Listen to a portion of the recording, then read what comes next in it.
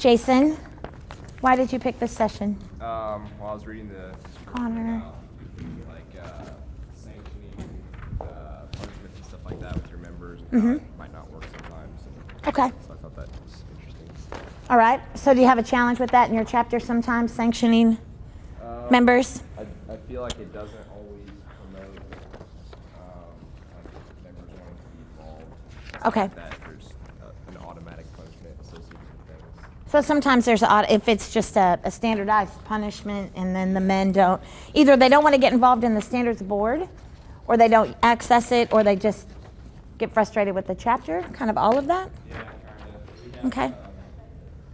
Like certain things will be mandatory events, and I've just heard throughout the chapter that will just instantly turn people off. Okay. So mandatory events is a difficult thing. All right. What are some of the other reasons that y'all picked this session? Yeah, Cam. Easy one that I've noticed that we finally got to the point. We took care of a lot of it, but kind of what you're heading for, apathy.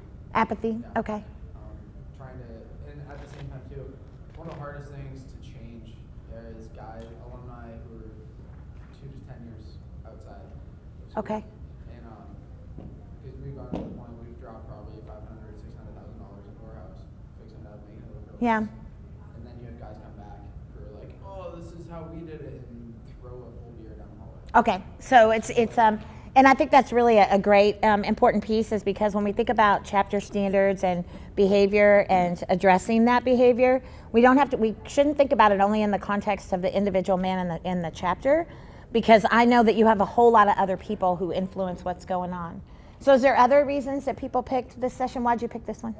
Like sometimes the guys, like on the EC in my chapter, it feels like the wrong guys are being rewarded for their opinions on just, like apathy, and they're not, Okay. and they don't want to change, and that's, it's the way it's always been, and it works well for them, but I feel like more people in the chapter could benefit, and by having, more values.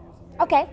So sometimes it's that we're rewarding the wrong thing, and we're not thinking about what really needs to change. That's very helpful to me. Kim, did you have something else you wanted to add? To be honest, I just enjoyed listening to you talk. Well, thanks. Thanks. It's apparent we made a big splash. No, it's 5. I'm like, I know. Who comes at 5? They're off watching the ducks. So is there anything from Connor, is there anything special? I'm looking at doing a bigger culture change in my chapter. Okay.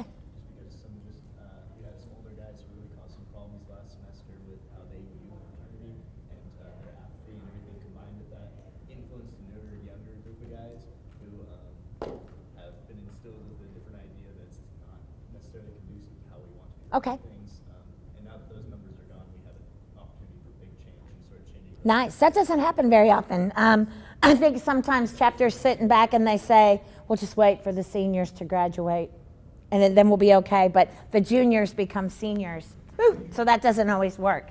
I almost wish I didn't have this on a PowerPoint, but I'm going to do this just so that I don't get distracted and I stay on topic. Well, that helps me because Rick really pulled a description for this session, actually from 2 or 3 different sessions I did at a leadership conference he was at. So he combined stuff in a kind of a weird way. So he threw the bystander in there, and then he said self-governance and all that stuff. And I was like, what do you really want me to talk about? And he said, really, by that point, if they have connected with you, you can talk about whatever you want.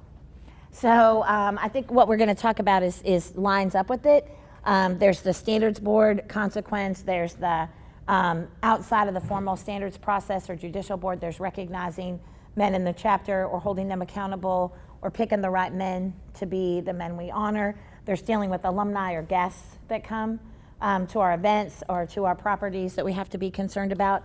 And so the key thing is that I think oftentimes when we think about responding to people's behavior, we do that within the context of always thinking about like a punishment. Does that make sense? How many of you all have really high-functioning systems to deal with brothers' behavior in the chapter or guest behavior? Cameron, you feel like you guys have developed a pretty high-functioning system? And how did you do that?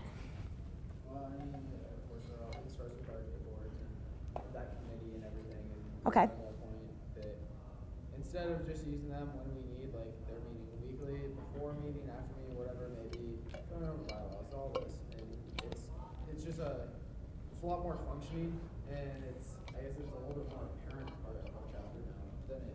Okay.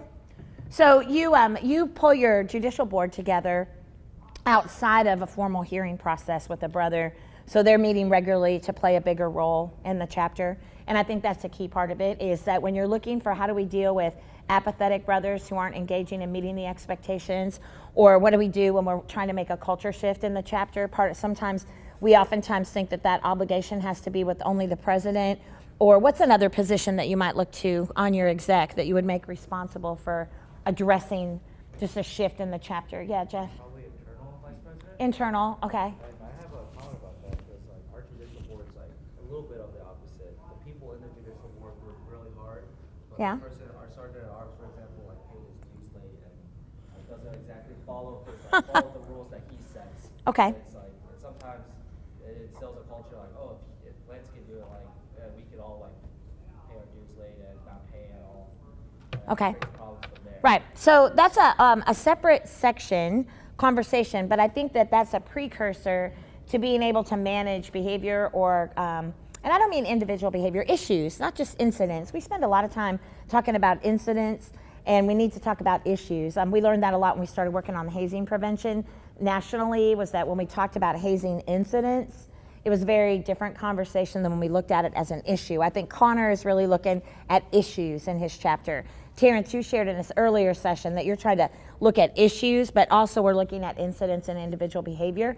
The key thing is for you to operationally set up a board of accountability, a peer level of accountability, your judicial board, in a high functioning way, and make sure that your bylaws clearly reflect the function of that body. And that's where you handle situations. If you have a sergeant at arms, quite honestly, that's not paying his dues, is there nothing in your bylaws about you have to be current in your dues to hold a leadership position? If he writes the bylaws, but he doesn't affirm the bylaws, the chapter should affirm the bylaws. So the bylaws should clearly state that you have to be in good standing, right? Isn't that in your bylaws? To be an officer. And then when you're not, the issue isn't his behavior only, it's the fact that the chapter's not enforcing their own standards. And so you have to kind of look at it both ways. So I think that, I know Pike has a very clear outline of that process. One of the back fields that we're gonna populate on the webpage for you all is a resource guide on how to train a standards board, a judicial board, how to not realigning the Pike process, but really how to prepare them and how to do some of the work that I think, Cameron, you're probably already doing, how to utilize them in the chapter for a more high functioning service than just some brother who got too drunk at a party or set off a fire extinguisher or punched, which is a very interesting thing about y'all. I don't know, do you do this? That I didn't know that when men drank, they like to deal with fire extinguishers. I had a guy in the chapter I advised, and I talked to other men, they're like, oh, well, that's not that unique. Was that a Like, we do that all the time. So yeah, they're but all over the country. People, they drink and it's like, oh, fire extinguisher, white foamy stuff. How fun is that? Yeah, I didn't know that. Everyone woke up because it happened at like 4 o'clock in the morning. Yeah. And yeah, everyone It's a woke up mess. the next day and it was like, what the hell? Yeah. So yeah, it's like, oh, it's really fun, and then you don't realize what a mess it is. Well, you can't just look at those things, because that's where I think you're at, is that you're saying it's not just about extreme behavior, it's just about men who aren't performing at the values that we need them to perform at. Well, it's like, you know, I want to be able to have my ideas heard, but I don't want to be respected because I can drink so much at the party. I want to be respected because I know the direction this fraternity should take. And it feels Right. like some of the guys they're just have respect because they can party the hardest. And that's how they- they're- okay. And they're fun guys, but sometimes Sure. you can't always be the fun guy. Well, and what that lends itself to is that really that operational definition of self-governance. That I found it on a blog, I contacted the blog writer wasn't the original author, I kept tracking it back through people. Nobody really knows who originally came up with the definition. I know that several fraternity and sorority life advisors have used it, but so it's out there in the world, but I think this one really speaks to the role of governance in the chapter, because, and I shared this with y'all yesterday, because it really talks to, it's that systemic approach that you take to operate on your principles and values. So let's stop there for a second. How do you establish the principles and values in the chapter? What are things that you do, hi, how are you? What are things that you do in your chapter to put the principles and values of Pike out in front of the chapter?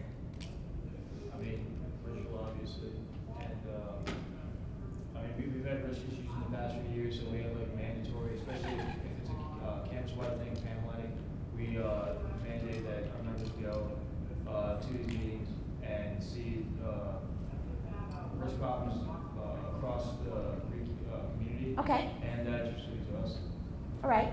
So I love that your first answer is the ritual, obviously, because that's the one place where you really put those values into action, and you put the symbolism with your values. That's, I don't know what that symbolism is, but rituals have very concrete characteristics. And so you really put the symbolism and the meaning oftentimes behind those principles and values. But the conversation probably starts when men are new members. Pike just changed, didn't they? How hard is that for y'all to shift that conversation from pledge to new member? That's a pretty new change in your fraternity, isn't it? Yeah. Do you know why? Do you know why that changed? This is like a real quick side. Do you know why they shifted? They asked for the fraternity to start using the term for new member instead of pledge. Pardon? It is. What do you think, Bryce? Connotation behind the word. One, it's a perception. There's a political side. If Pike is calling their new members pledges, then the universities, like, they even call their new members pledges. But then the other side of it is a mindset. That's the really big issue that they're trying to shift there, is to not think, because pledge has such a derogatory connotation to it, that really we can thank Animal House for. Because prior to that, it really didn't have as extreme of a negative connotation. But when John Belushi, screamed the word pledge, remember the guy that stood in the lineup and like spit every time he said the word pledge? Yeah, that's the guy that made pledge like a really difficult word for us. But when you meet with your new members, you really start to establish those conversations. And what this is really about is setting up a system where you have an ethical code of behavior. Where's that defined? In the bylaws of your chapter. Who writes the bylaws for your chapter? So the executive board drafts the bylaws, and then the chapter votes on the bylaws and affirms the bylaws. When you're a colony, right? So when you're a colony, there's usually a process where a staff member comes in, right? Has a staff member from Pike come in and have to all look at those bylaws and draft those. But then the chapter ratifies the bylaws. And where's the method, where's the language that says the chapter ratifies the bylaws? Where do you find that? Where do you find that in this process? It's in the Pike law, whatever terminology you use. What do you use at Pike? The national fraternities language. In the Constitution of the national fraternity is where you find some things, but the other things will come out of the bylaws of your chapter. And it's in those bylaws where you'll look and see, what have we said is acceptable behavior? So that's an initial challenge, I think, for any and all of you, is to go back and say, what do we define as acceptable behavior in our chapter, and how are we defining that? And is it clear? And then what behavior are we finding unacceptable right now? And how is that not reflected in our governing documents? And do we need to make some changes to have this reflected in our governing documents? And really then that becomes the process that you elect people by, you discipline people by, and it's really all about doing the right thing. That's the precursor to all of this, is that a chapter that's truthfully invested in self-governance and doing things the right way can move forward and be more effective when they're trying to hold people accountable. So what makes this hard? What makes this kind of self-governance difficult when you're trying to deal with people's behavior? You need everybody on the same level, okay? Tell me more about that. Basically, when you keep those values, you have to make sure that the first thing you do, one person has to hold those values as confidentiality. Okay, so you need to not just talk about them, but you need to really talk about what they look like. And that's the difference between saying the values. What are the values of Pike? If somebody said to you, what are the values of your fraternity? You've been at those leadership conferences before, haven't you? Non-Pike events where everybody's supposed to talk about their values. Or what is your response to that? What are the values of Pike? Pardon? Yeah, scholarship, leadership, athlete, and gentleman, right? So that's one place. But then there's also core value statement that's in the principal documents of the organization that you'll find. It's in that same area where the vision and mission of the fraternity are. I believe they actually gave you a copy of those in your little binder.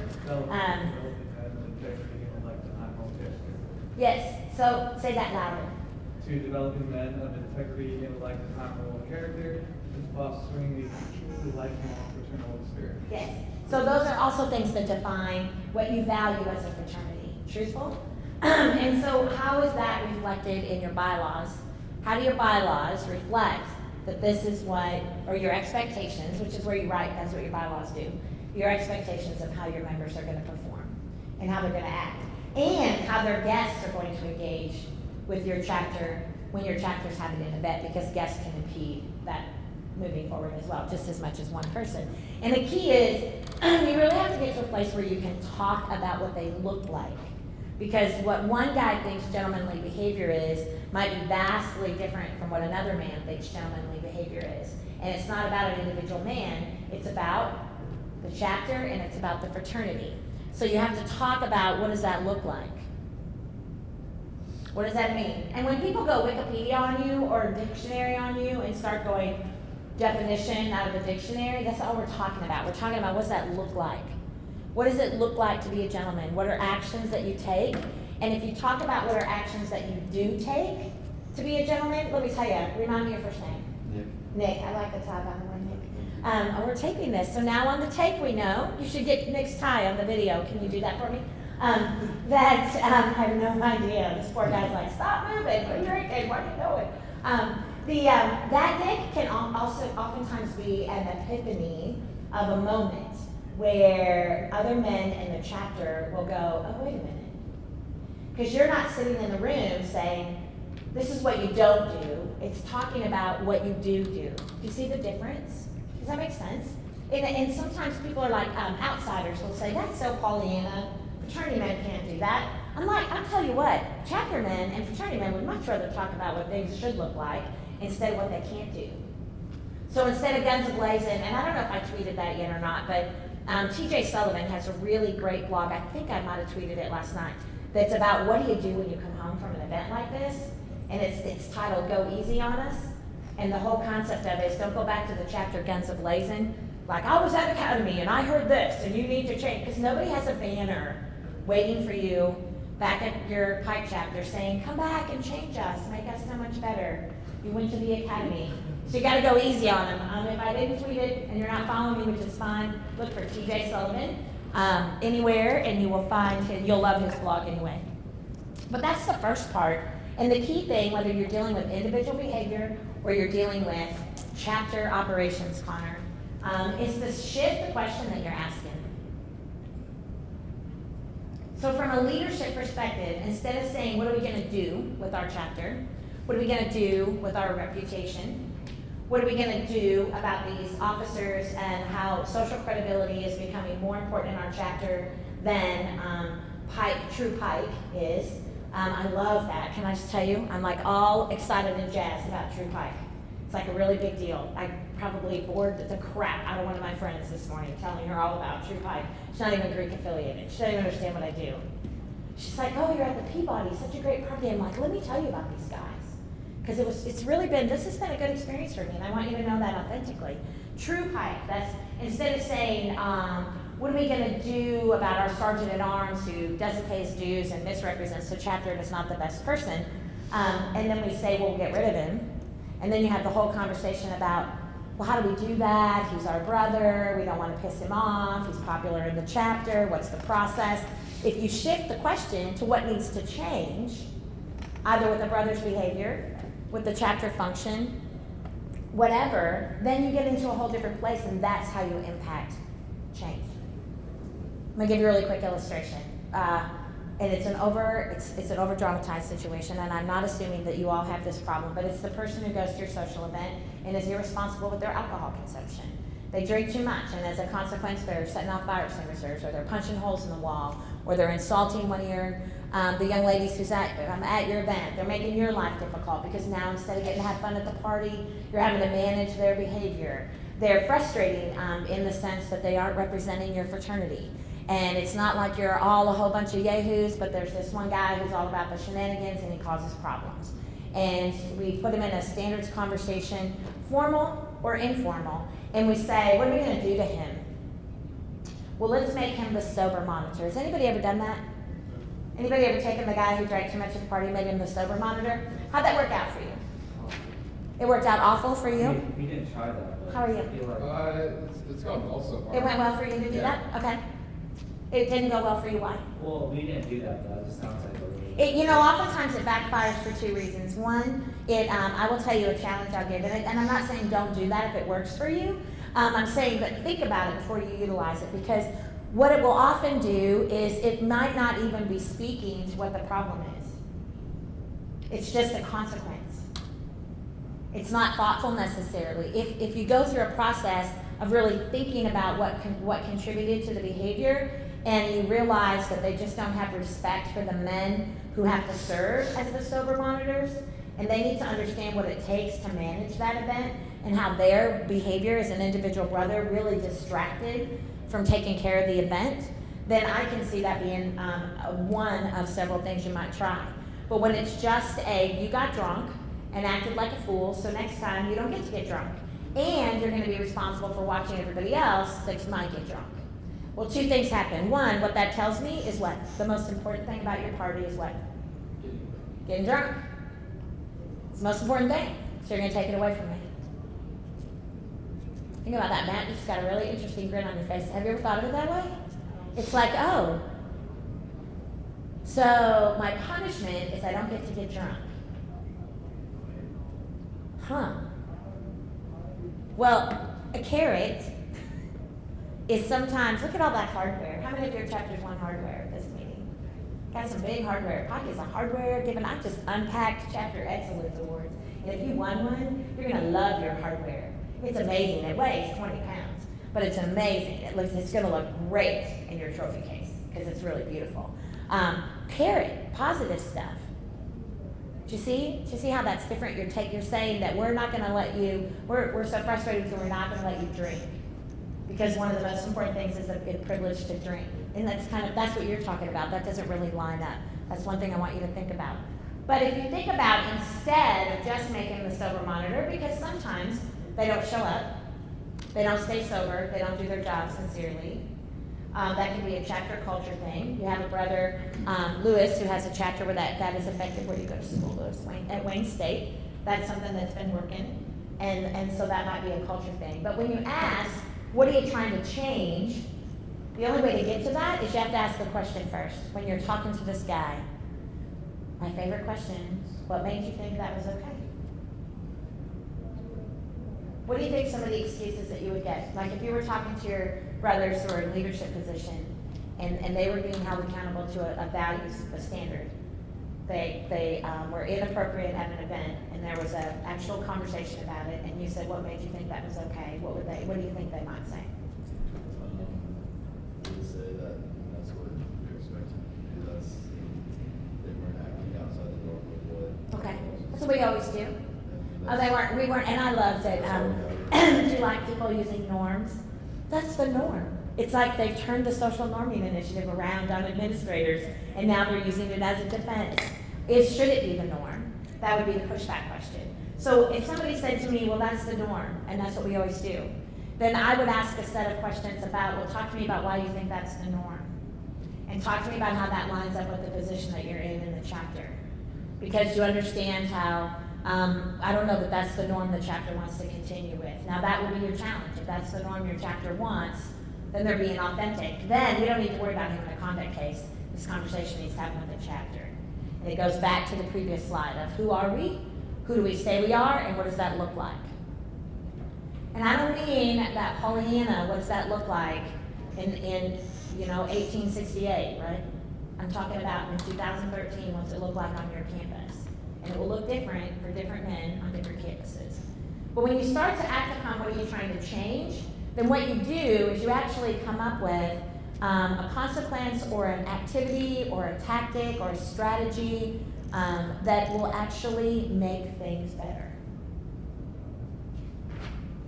Not Kim Novak's school and philosophy on how to deal with behavior or sanctioning in standard sports only. This is all based on the field of public health and culture change and high-risk behavior shifting. And for years, we've kept it out of our student organizations. We've known this. The Center for Disease Control, when they're looking at a public health issue, they don't say, what are we going to do? What are we going to do? What are we going to do about this? Like this whole, have you been watching the news at all since you've been here? There's the whole scare with the bag salad. Here's my life advice to you. Quit eating bag salad. I'm tired of watching on the news every other week, contaminated bag salad. Salad in a bag. There's a big E. coli breakout. There's salmonella breaking out all over Iowa and Kansas and in various other places. Well, you know what? People at home are saying, what are we supposed to do? The people studying that aren't asking that question. They're trying to figure out where it came from so they can figure out what needs to change in that environment so it doesn't happen again. They just found out that this particular batch came from somewhere outside of the country where they need to reevaluate whether or not they'll continue to bring produce in from there. You're not talking about, but you see, it's not just that, it's actually a way that they've been thinking about high-risk situations for a long time, and translating that down to risky behavior or risky cultures is not difficult. Terrence. I was just going to say, I've had experience with that. I interned with General Electric, and one initiative that they've taken in the past, within the past years, Industry First, is offering a new philosophy on how you look at damage control. There's a new program, a new initiative launched by Dr. Todd Conklin, who is a psychological professor for Los Alamos Research Laboratory, and he came up with the Human Organizational Performance program. And what he talks about is that in any situation, you don't look at the cause at the first immediate thing. So if you're looking at your brother, you can't just say, okay, you know, he did something wrong, let's punish him. You have to go back and look at the source of where. Exactly. It's called contributing factors. Right. So, Right. you know, Right. adding in and looking at where Right. those offenses come into play. And that's what this is. And let's not make this so formal about just individual brothers' behavior. I want to talk more generally about it, even though that was the original design of the session, because I think men came in with different thinking. It's really asking a series of questions, and it's HOP, right? HOP. Maybe what you could do is tweet that out to Pike U, and anyone who was here could follow that hashtag and get that from you so they could find it online maybe. And that way, anybody who doesn't know what that means might look at it and get some insight. But it's a really interesting way to think about governing and running organizations that are high risk or dealing with high risk situations. And it doesn't always have to mean death or destruction or terrifying, horrible things. It can be somebody who's not living up to your values. And you say, what contributed to this problem? When you're doing that one-on-one, that's the question in the conduct meeting. What made you think this was okay? Well, this is the norm of our chapter, and this is just what we do. But as an officer of the chapter, do you see where we might need to rethink our norms? Give me an answer. Let role play this with me. But as an officer of the chapter, do you see how this behavior isn't really modeling what we need the norms to be? But we're still doing other stuff. I mean, the guys in the chapter are happy with the way things are going right now. And so why do we need to change all this stuff and then waste time and money when we're here to have a good time and not worry about that kind of stuff? Okay. So then in my mind, what that would tell, so what in that situation, what I would be hearing is, who cares? Who cares? We're having a good time, this is who we are. Then what in my mind, if I was in this conversation with a group of my brothers, trying to get a handle on how do I help there be change in this chapter, then in my mind I'd make a little note that one of the things that needs to change is there needs to be an awareness of the identity of what it means to be a Pike. Because right now they're a social club and not a fraternity, right? They're acting like a social club and anybody with Pike letters, and not necessarily a fraternity. That's the difference between a frat and a fraternity. Social club fraternity is fraternities party, but they also do other things, right? So one of the things that needs to change is they need to have a better understanding of what it means to be beyond the chapter, that we're Pike. And we're not just Pike at this school, we're Pike. And so what that looks like. So that doesn't mean that you're gonna change it in the conversation, but just asking those questions will get you your strategic plan. If you're talking to an individual brother and you ask what made you think that was okay, I asked the young man, I go, talk to me about, this is a great scenario. Total frat move, don't follow it.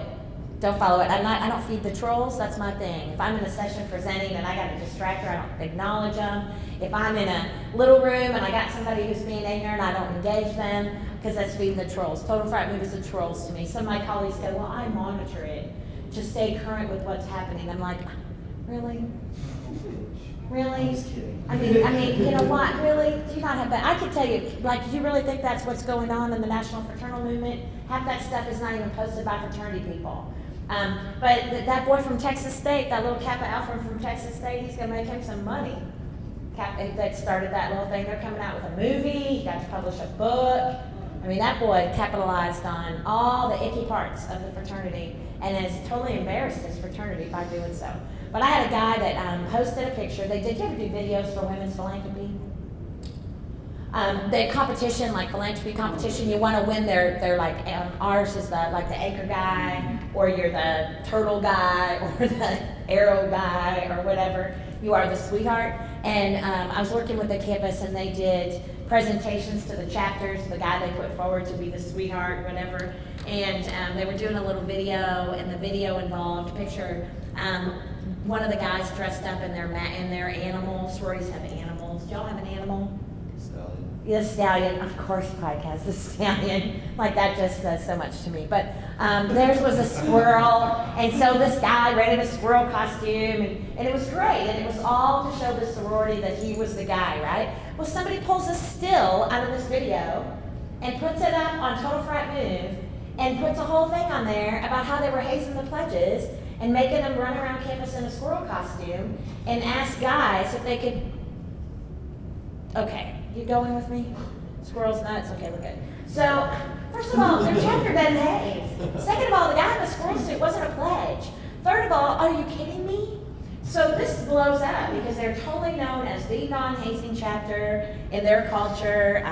Hazing is a hot thing on their campus, like people freak out about it. It was crazy. It was a hot mess. It blew all the way to their national fraternity, who was ready to do an investigation. They were pissed. And I'm like, what? And so I make a quick call. They call me. We need your help. This bad thing happened. It's not true. This is the story, the context, everything. I'm like, let me see if I can help you do a little damage control. I know you're Greek advisor. I'll make a call. I know you're national. I'll make a call. Let me see if I can help you. So I helped him, got all the way to the end, and then I did a Skype meeting with the guy who did it. I helped the chapter with it. And I said, tell me what made you think that was okay. His first response was, I don't know. I said, well, I'm Skyping, like I can be in my pajamas and do this, so we got a long time. We need a better answer than that. Because I don't think your national's gonna accept I don't know. I need to know more. So when we talked about it, he thought it would up the image of his chapter if other people, he thought it was funny, and he thought it would up their image with a little credibility if people thought maybe they hazed. Because he thought maybe hazers were thought more well of. Well, what happened was people responded really negatively to it from their campus. Sororities were offended, other people like, you're idiots. So it didn't really get a lot of social credibility. So when the chapter dealt with that guy, instead of saying, what are we gonna do to you? We're gonna fine you. We're gonna make you write an apology letter to the national. We're gonna make you wear a squirrel outfit and wear it to every chapter meeting. You know, they said, what needs to change with this guy? And the one thing that needed to change was he needed to have an understanding of why his chapter didn't haze. And then it wasn't something that brought social credibility, that they had really earned a reputation on the campus to be number one and party and have great events and mix with the right women. They were tier 1, tier 2, because they didn't haze. And that guy needed to understand it. So when they walked through that with him, they helped come up with things for him to do to figure that out. And then he did make an apology to the chapter, but it wasn't a shallow apology of, I'm really sorry I put this squirrel picture up. It was a real thoughtful conversation about the negative repercussions it brought, how it brought the national attention to them, just a number of different things. So you just ask, what contributed to the problem? You know, it's asking people why they think it's okay to set off a fire extinguisher when they're drunk. And when they say it's because I'm drunk, then you need to say what needs to change with that person. Well, did you say they don't need to be drunk around fire extinguishers? What if they're setting it off in your house? How many of you have a house? What do you do if that happens? Some guy damages the house. What do you do? Make them pay for it? Fine them? Does he do it again? Fining does not change behavior. Fining is good to fine people to get shit paid for. Excuse me. Fining is good to get a little bit of money for your judicial board to have access to do things. Fining, for me, is a great way to put money in the coffers to come to stuff like this. Like fine guys and put that money away to send people to leadership experiences in the fraternity. That's an awesome thing to do with fine money. I'm all about that. But fining, there's nothing in why people do things that say fining is going to change the behavior. So you got to ask them, why do you think it was okay to set off the fire extinguisher? What do you think guys say about things like that? Why was it okay to punch a hole in the wall? I was pissed. I was pissed. Heard funny for the fire extinguisher. Funny, yeah, funny is because it's funny. Would you realize that it did this much damage? And how about this? You know what needs to change? They need to have an understanding of what was fun in the moment has long-term consequences. I watched a house at Indiana University. Whoever does it cleans it up, and it is a pain in the butt to clean up. They have to clean it up. They have to replace the fire extinguisher, and then there's other stuff that they have to do because oftentimes when you spray it, it does more than just get. It's not like it's in one location. Like you're having to scrub walls and paint and do all kinds of stuff. They make them do the work instead of just paying for somebody to do the work. And now they have an understanding it's not really funny because it's kind of a mess. Punching holes in the wall. You don't just pay to fix it, you fix it yourself. Yeah. We kind of got to that same point that some of our, for something as simple as that, like you can put a guy to jail boards type thing. Yeah. And but we realized that some of the consequences we were giving weren't effective, and so it kind of goes along the lines. And I mean, plenty of ideas for the rest of you guys that when someone does something stupid because they're drunk, say punch a hole in the wall. Well, you go back to them and say, all right, cool. Your punishment is not you're the sober guy this weekend. Your punishment is going to be you're giving a 5 to 10 minute presentation on binge stream because they got too drunk, most likely from drinking. Yeah. And that happens. It's a different. And you can do it for all sorts of different. Yeah, and really what you're doing is you're saying what needs to change. Well, I was drunk. Well, you need to learn how to manage how much you're drinking. And if it's I always want to be drunk, there's really great stuff. There's an app on the iPhone for how you can figure out how drunk you get, and then and when you're, whatever you drink, what do you drink, Jace? What's your drink of choice? Beer. So you mostly drink beer. And do you drink, what kind is there? Do you drink a certain kind of beer? Because malts have a higher alcohol content than non-malts. Okay, so you're a Bud Light drinker, so beer is a standard drink. How many beers do you think you have when you're partying? Yeah, see, there's a way to do this, though. It's really interesting, and you could actually have the guy do this, and they may get frustrated, but it's, you know what? They might actually learn something. Sometimes there's the epiphany. Remember, in the earlier session, I talked about punch, and how the guys had the epiphany that their punch was 3 standard drinks in a keg cup, and a girl drank 2, and she just drank 6 standard drinks, and no wonder she thought she got roofied. Well, it's a really powerful thing to have somebody back out of their drinking and say, I drink Makers.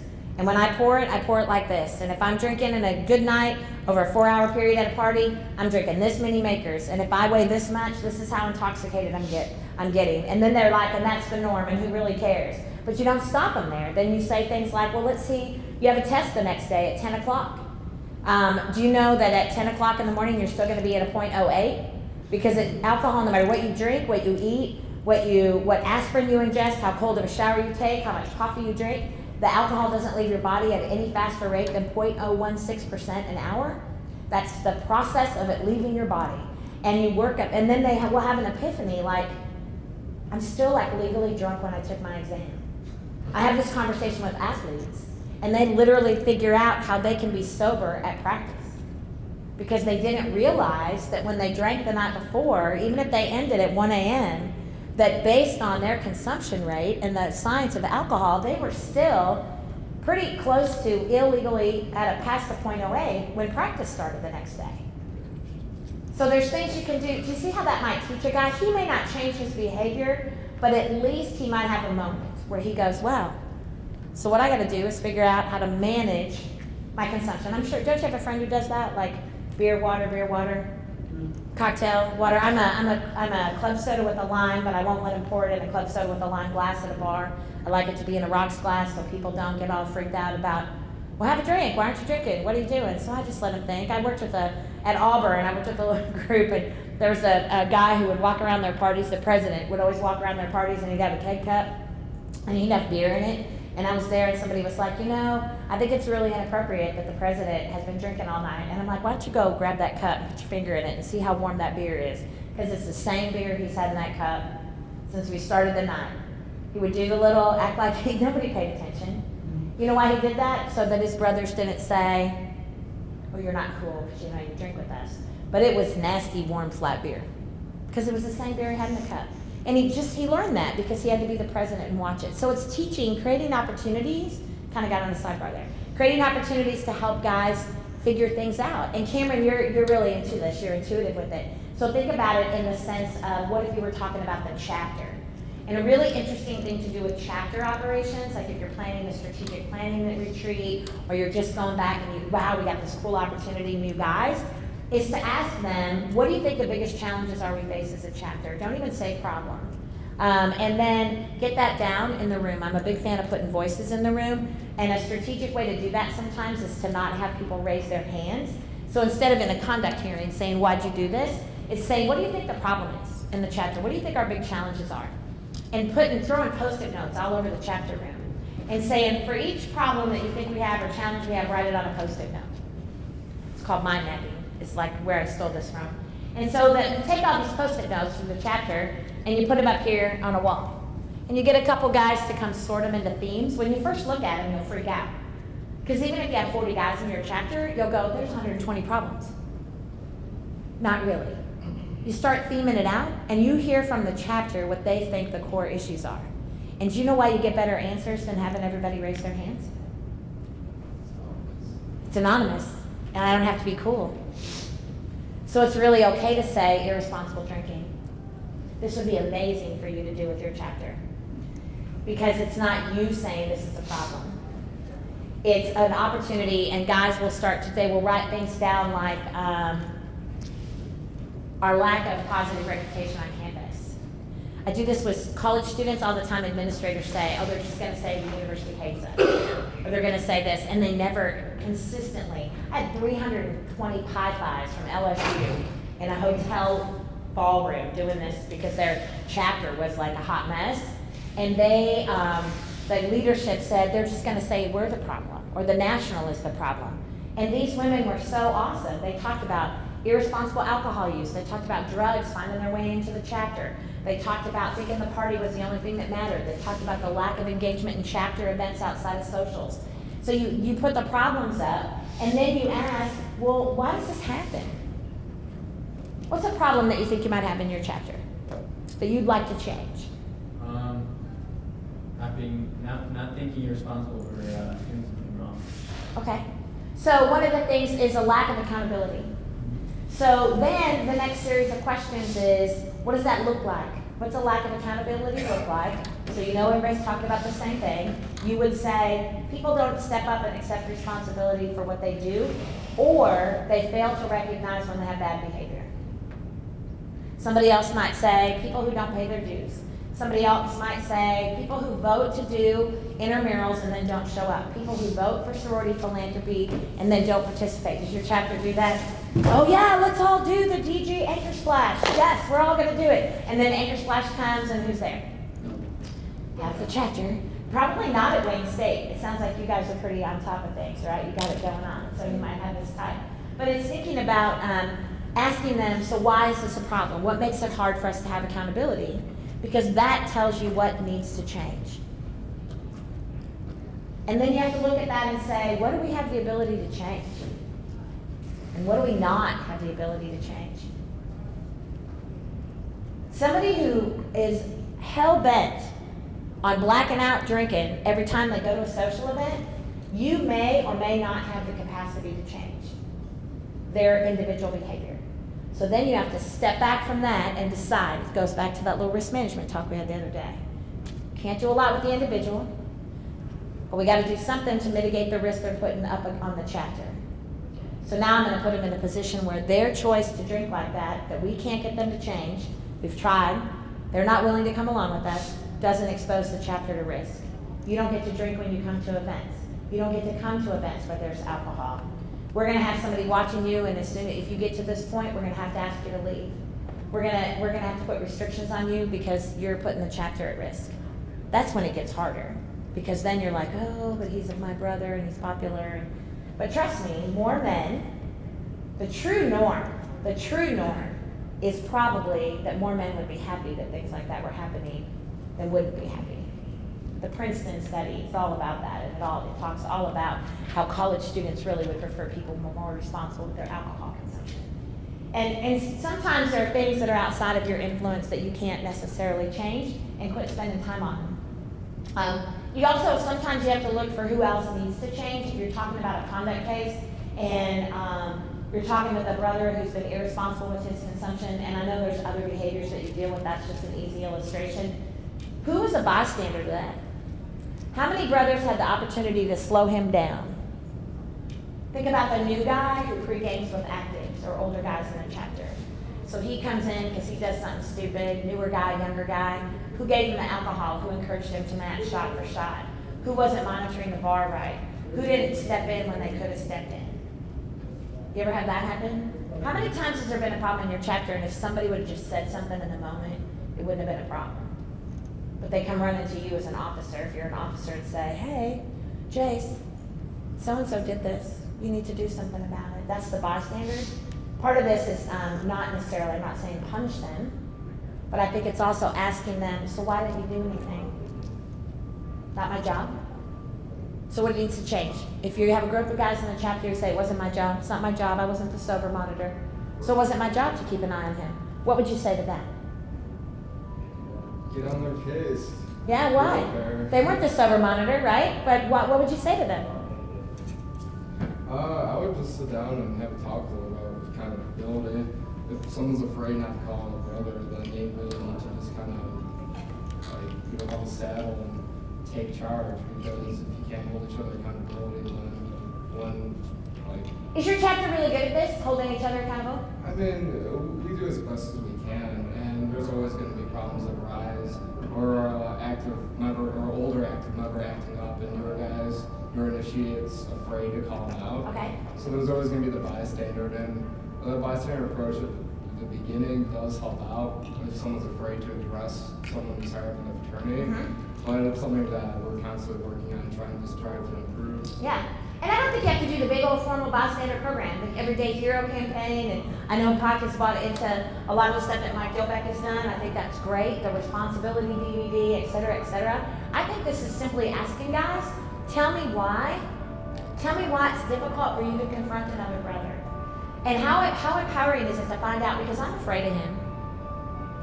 How many men, I have seen men respond to that, having other people say they were afraid. Like, do you know that guys in the chapter are afraid of you? Like, your brothers care about you and they were concerned about you, but they were afraid to say something? Some guys will celebrate that and some guys will feel bad. But it's really, truthfully, what do you think that music is from? Oh, maybe they're testing a video in there or something. We're gonna dance here any minute. But the truth is it's talking to the bystanders, is asking the question, why are you afraid to confront older brothers? And then coming up with solutions to how to bring about change around that. Sometimes it's the campus that needs to make a change, and how do you influence that change? Well, you make a decision. Am I gonna spend my time on the campus, or am I gonna spend my time on the chapter? But it's really talking through all these questions and saying, where does all the change need to take place? I had a guy earlier talk about their social chair was totally ineffective in planning an event. Well, here's what needs to change is the social chair needs to have an awareness of their job is not just hooking up with the sorority to throw the party, or leasing the bar, or picking the theme, or hiring the DJ. The social chair should do the first risk management plan. Here's the event I want to do, here's the theme I want to have, here's where I want to have the party, here's where I want to come, and here's the first layer of the risk management plan.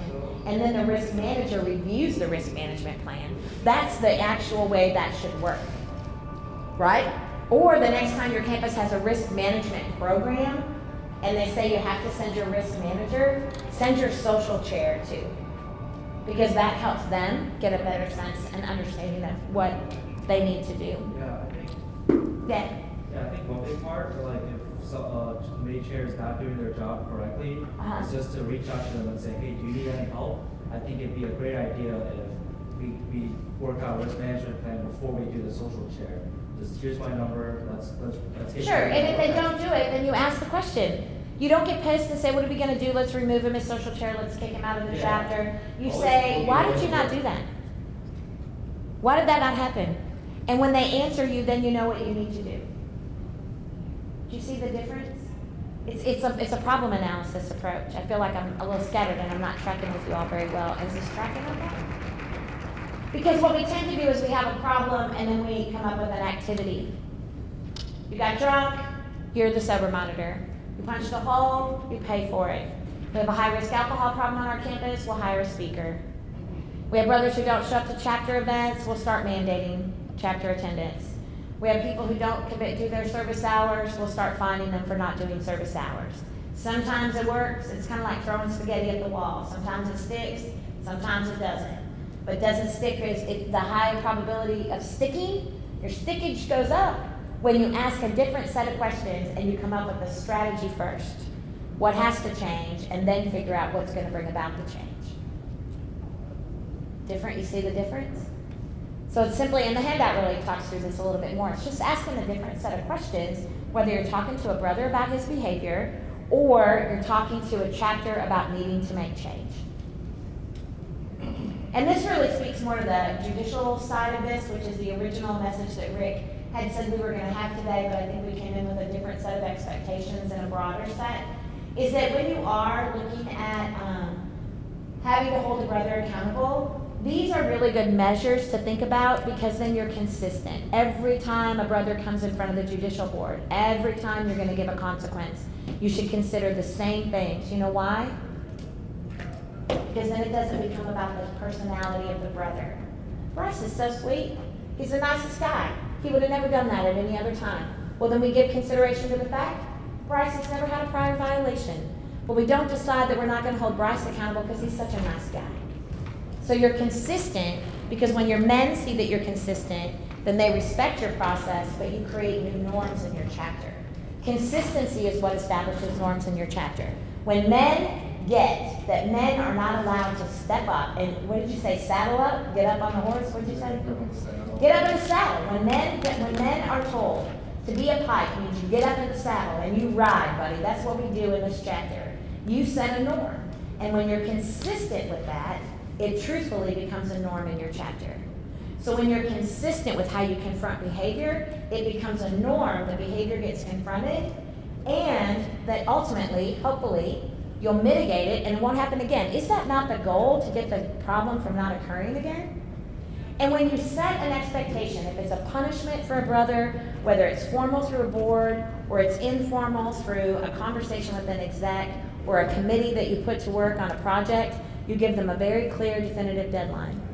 And the deadline is not at the end of the semester.